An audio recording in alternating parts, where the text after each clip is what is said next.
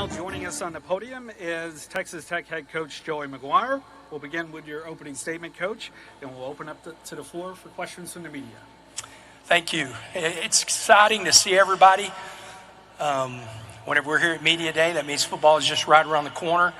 Before I talk about my team, being a proud Texan and being nowhere else, I just want to, again, we put this out the other day, but our prayers are with everybody in Central Texas. Have family that live in those areas and have had different alumni reach out to me that have had young ladies and kids going to different camps. And so I just want to say that at Texas Tech, we're praying for you guys. I can't imagine. Debbie and I have talked about it as parents of what they're going through, and just want to know that you are in our thoughts and our prayers. I'm honored to represent Texas Tech. I'm honored to represent our administration and the best AD in the country in Kirby Hocutt. We're really excited. We brought 6 players with us to represent Texas Tech. Our quarterback, Baron Morton, our wide receiver, Caleb Douglas, our outside linebacker, Romello Height, the preseason defensive player of the year, Jacob Rodriguez, Lee Hunter, our defensive tackle, and then Cole Wisniewski, our safety. Really excited about what they've done, help bringing this new team together. We have had a great spring. We have had a great summer, and, man, we cannot wait for camp to start, and we cannot wait for the season to start. So with that, open up for questions. Again, if you have a question, please raise your hand. Got one here in the front, center.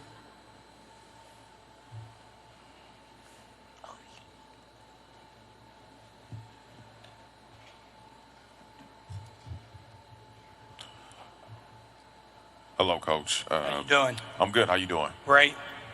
Wanted to ask you just about Caleb and what have you seen in his development coming off of last season, obviously off season, and as he prepares for this upcoming 2025 season to be able to enhance the offense that you presented. Yeah, I'm excited. Caleb Douglas, I've known him for a long time, recruiting him out of high school. He's really developing as a big play guy. He really came on strong in the Big 12. I think he had 5 100-yard games in the Big 12 last year, and had a 100-yard game against Arkansas. He had a good spring. He's one of the guys that has an opportunity with a big year to declare early for the draft, and if he does that, it means he had a great year, and that's good for the Red Raiders. But I'm just really proud of him. And one of the reasons he's one of the 6 that we brought is because of his leadership that he's shown in off-season and the voice that he's developed in that wide receiver room. He's become a real leader. He and Coy Aiken are the 2 leaders in that room, and excited about the season that he's going to have. All right, again, if you have a question, please raise your hand until our microphone holder gets to you. Also, please state your name and media affiliation.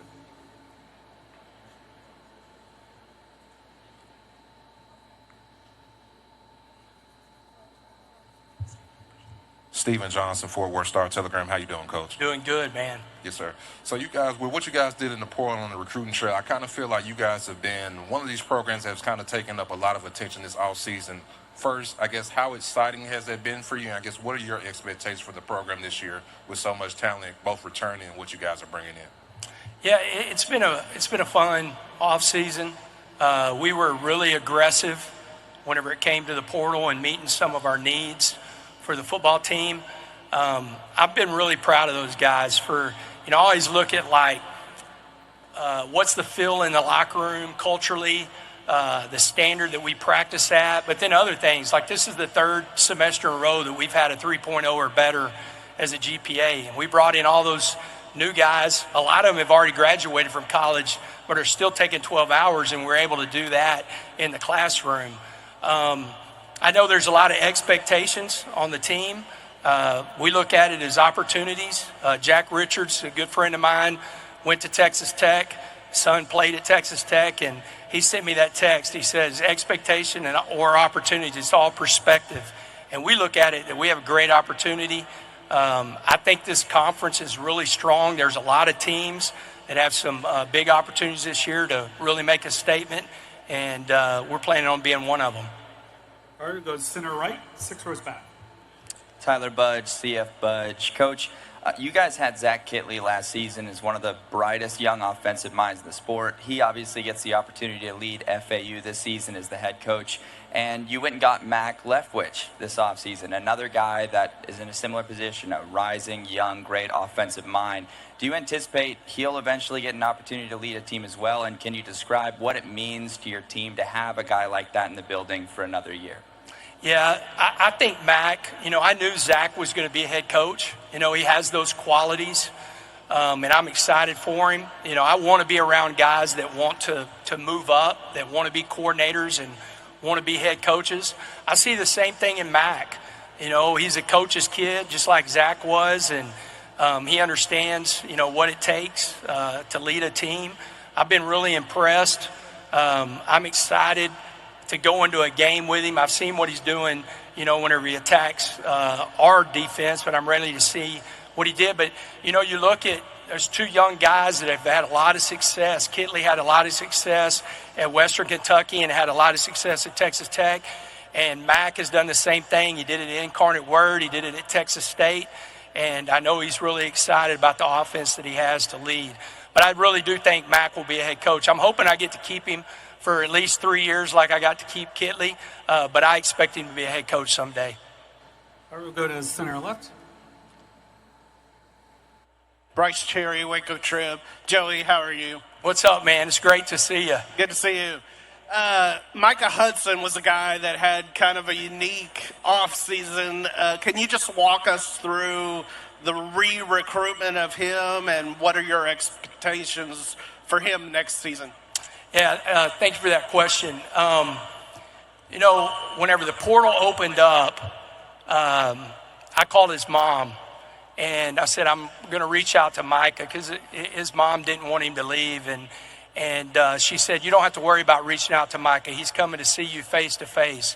And I said, well, I can give him a call. And she goes, no, whenever he left your office, whenever he got in the portal, he did it as a man, and he's going to come back and talk to you face to face. And, the first thing I did before he even started talking, I said, Micah, let me open up and tell you what I feel like I did wrong and what I would do different if I could do it over again. And I think that really,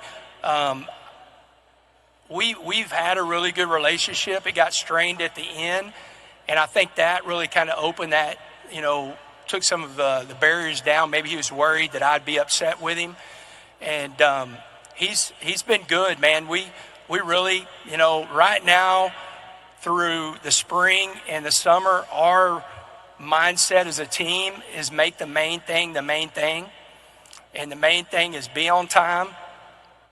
And then the second part is when you walk into the building or walk on the football field, empty the tank.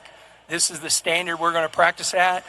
And that's all I'm asking out of these guys right now. And he's done that this summer. And so I'm glad to have him back. And I think it's going to be a great story. How are you, Coach? What's up, buddy? I'm Jarrett Ramirez with RedRaidersports.com. Wreck 'em. Yes, sir.